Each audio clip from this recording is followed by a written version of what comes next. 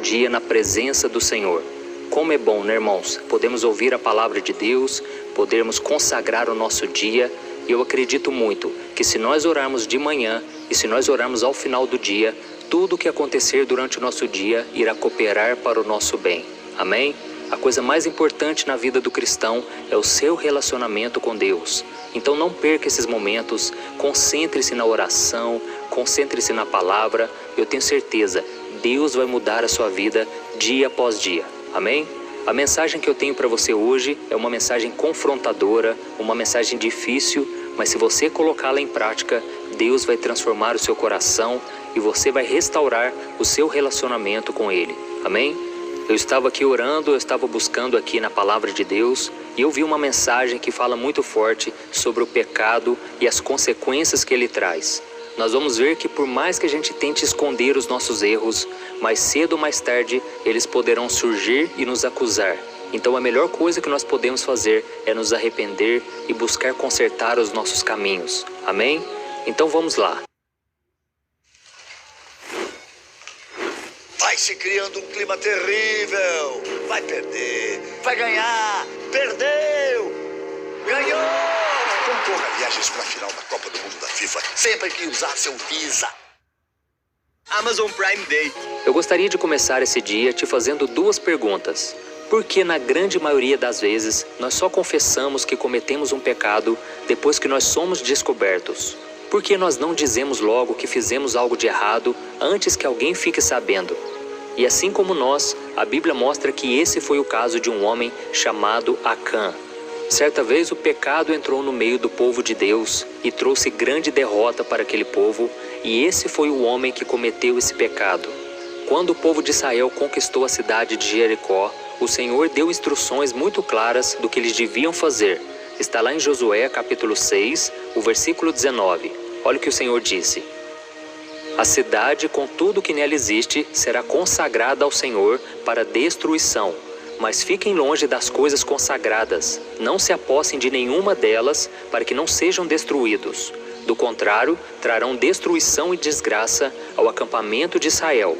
Toda a prata, todo o ouro e todos os utensílios de bronze e de ferro são consagrados e pertencem ao Senhor e deverão ser levados para o seu tesouro.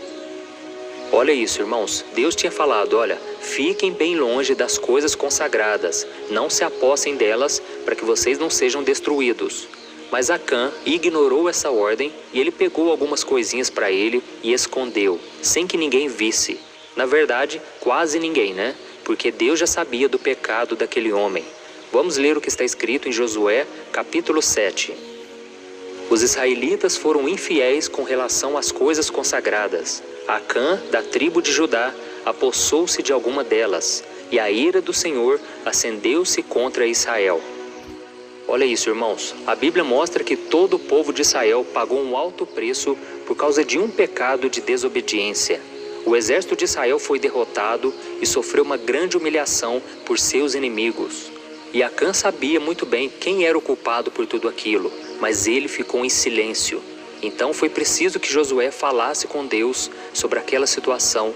Então Deus revelou a ele que alguém havia desobedecido e ficado com uma parte dos despojos que deveriam ser entregues ao seu tesouro.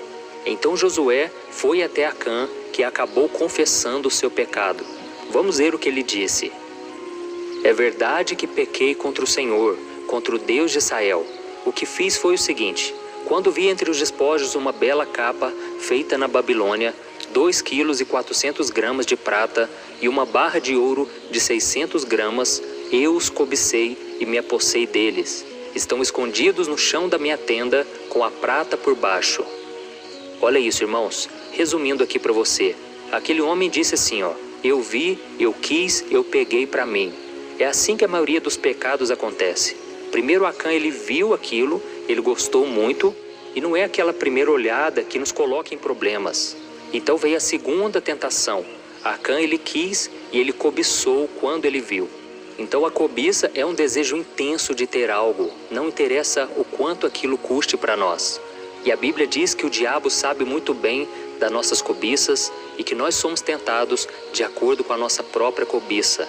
E por fim, Acã agiu e desobedeceu a Deus. E se você continuar lendo essa passagem, você vai ver que tanto ele quanto a sua família pagaram um alto preço por essa atitude. A Bíblia diz em Números 32 que ninguém escapará dos pecados que cometeram. E assim como aconteceu com Acã, pode acontecer comigo e com você também. O preço que nós pagamos pelo pecado pode ser muito alto. E a questão não é se ele vai nos encontrar, mas é quando ele vai nos encontrar. Por isso, meu querido irmão e minha irmã, é tão importante que a gente vigie e que a gente permaneça sempre firme em Deus. Amém? Eu sei que muitas vezes Deus vai nos poupar, porque Deus é amor, Deus ele é misericordioso, e a Bíblia diz que primeiro Ele nos instrui, primeiro Ele nos disciplina para o nosso bem.